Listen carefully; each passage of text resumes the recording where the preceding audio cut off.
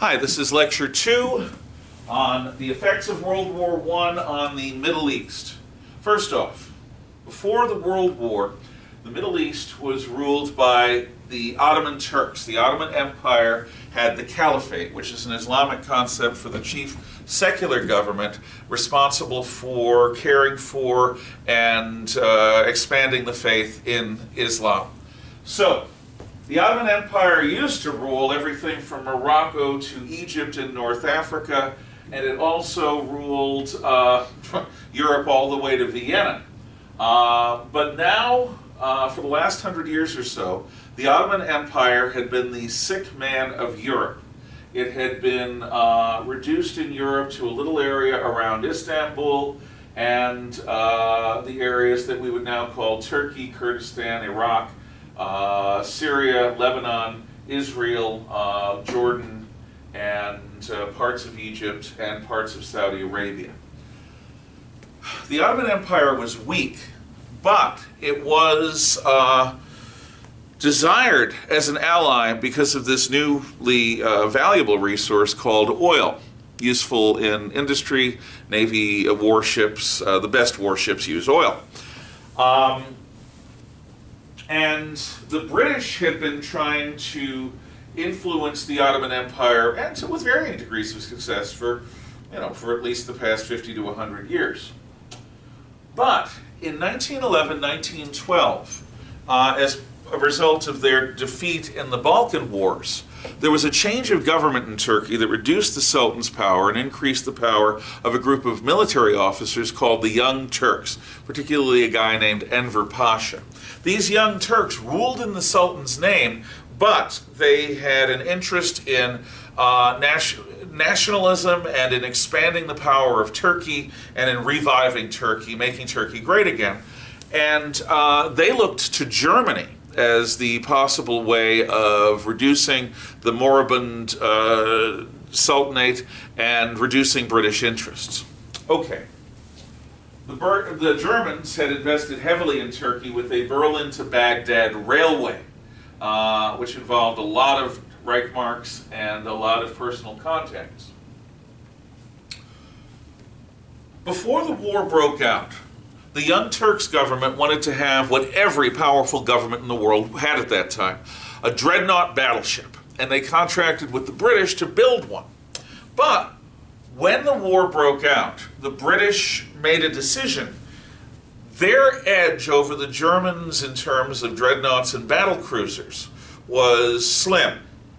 So to expand on that, they canceled all of the contracts with foreign countries, which included Turkey, Chile, and others, saying that we need the ships for the duration of the war, but after the war you'll get your ships. This made the Turks angry. The thing you may not know about the Turks, the thing you really should understand is, don't make the Turks angry! They have tempers. When Turkish anger blows, blood often flows.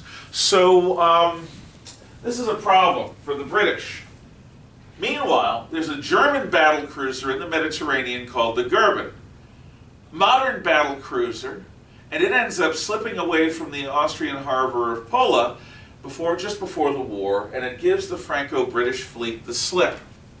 For the next couple of weeks, the Goeben and its escort, the light cruiser Breslau, steam around the Mediterranean, evading French and British patrols.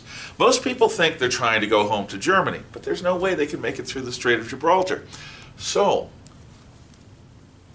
the Germans do something unexpected that's going to help them with the Ottomans. They steam in high speed the Goeben and the Breslau to Istanbul. The British are a few hours behind. When the Goeben gets to Istanbul, the Goeben and the Breslau, their crews and their officers are presented to the Sultan as gifts. The Goeben becomes the Yavuts, and the Ottoman Empire now has its dreadnought battlecruiser, and, well, they go to war on Germany's side. So, At first, the Turks try to attack the British in Egypt because one of the reasons the Young Turks don't like Egypt is because Egypt used to be part of Turkey, and the Suez Canal is something that they would like control of, but their attack fails. Meanwhile, the Cairo office of the British Empire in Egypt has a number of Islam experts.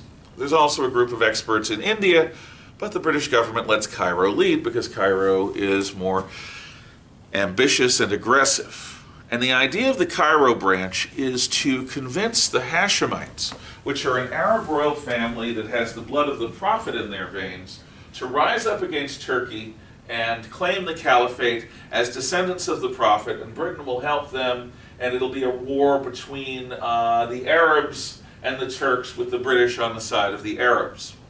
They misunderstood Islam. They were trying to set up a state where, like in the 15th century, you have popes and anti-popes fighting over the structure of the church and its power. No, that's not the way it works. In fact, you have a situation in Islam where there is no church structure. There is no pope. The caliph and the pope are essentially fundamentally different. But the Cairo Bureau doesn't really understand this. So, they send a mission to Mecca. They get the Hashemite king to go along. And a young British eccentric officer named T.E. Lawrence is tasked to assist the Arab Bureau. Lawrence is an eccentric. See the movie Lawrence of Arabia. See it. It's beautiful, it's wonderful. At the very least, what I'd be showing you in class right now, if we were holding class, are the scenes from the time that Lawrence arrives in the Arabian desert, up through his introduction to Prince Faisal, his learning about the situation of the Arabs in the Hejaz, how they're being driven south by Turks' air power and the Turks' military power, and how Lawrence convinces them to lend him a few troops that he will use to move north through the desert, gather allies, cross the Nefud Desert, which is one of the worst places on earth, and attack the Turkish city of Aqaba from the land, which nobody expects. And he does so, takes Aqaba. So now the Arabs are in full revolt, and they've got a port, and they've got a British officer who they like, who understands modern warfare. So the British are going to drive into Turkey from Egypt, and the Arabs are going to move north on their right. And by 1917, General Allenby's Arab and British armies are approaching Jerusalem. At this point, the world is going to change, because Chaim Weizmann, the head of the International Zionist Organization, an organization of Jewish nationalists who want to establish a Jewish homeland in Israel, and Arthur Balfour, a former conservative British Prime Minister, are going to together craft a declaration, the Balfour Declaration of 1917, which says that it will be British policy, should Britain win the war, to establish a Jewish homeland in Palestine. Balfour is hoping that this will encourage Jewish financiers from around the world to help pay for the British war effort. And he's right. So, well, he's right to an extent. So the Arab and British armies march through Jerusalem northward. And by 1918, they reach Damascus in what is now Syria. But by this point, a secret agreement has been discovered, splitting up the Ottoman Empire, not giving it to the Arabs, but giving the British control of Sinai, Palestine, Jordan, and Iraq, and giving the French, who demand some price for their sacrifices on the Western Front, Lebanon, which is the area around Beirut with a Maronite Christian community, and Syria. This Sykes-Picot agreement infuriates the Arabs. And for a while, with Lawrence's help, they try to run the city of Damascus as the capital of a new Arab kingdom, something the British had promised. But they know nothing about city services, plumbing, electricity, and they leave. And the British and French divide up the Ottoman Empire.